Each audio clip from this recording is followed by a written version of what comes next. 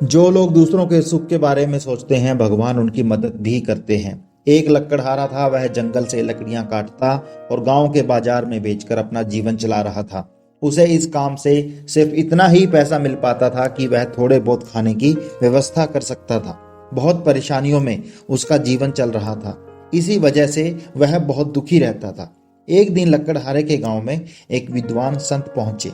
गरीब लकड़हारा भी संत से मिलने पहुंच गया। मौका मिलते ही गरीब व्यक्ति ने अपनी परेशानियां संत को बता दी। उसने संत से कहा कि आप भगवान से पूछिए कि मेरे जीवन में इतनी परेशानियां क्यों हैं। संत ने उससे कहा कि ठीक है, मैं भगवान से प्रार्थना करूंगा। कुछ दिन बाद लकड़हारा संत के पास फिर से पहुंचा।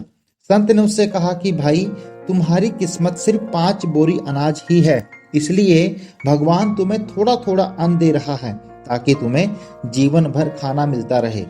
संत की बात सुनकर लकड़हारा अपने घर लौट आया।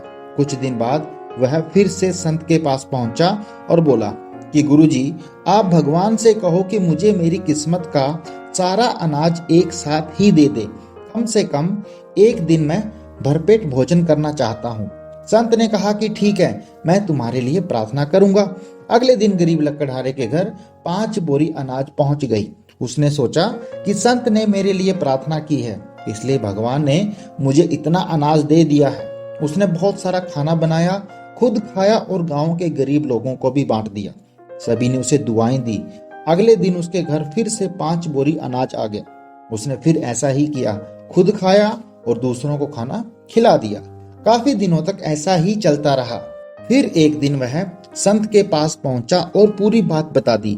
संत ने उससे कहा कि भाई, तुमने अपनी किस्मत का अनाज दूसरों को खिला दिया, तो तुम्हारे इस नेक काम से भगवान बहुत प्रसन्न हैं, इसलिए वे तुम्हें अन्य जरूरतमंद लोगों की किस्मत का अनाज भी दे रहे हैं ताकि उन्हें भरपेट भोजन मिल सके। संत की बात गरीब व्यक्ति को समझ आ गई। इसके बाद उसने दूसरों को खाना खिलाने का सिलसिला जारी रखा। इस कहानी से हमें क्या सीख मिलती है? जो लोग दूसरों के दुख दूर करने के बारे में सोचते हैं, उनकी मदद भगवान भी करते हैं। इसलिए दान पुण्य करते रहना चाहिए। दान करने से ही हमारा जीवन बदल सकता है। कहानी कैसी लगी कमेंट बॉक्स में जरूर बताएं। अगर आप चैनल पे नए हैं तो चैनल को सब्सक्राइब कीजिए। Thank you.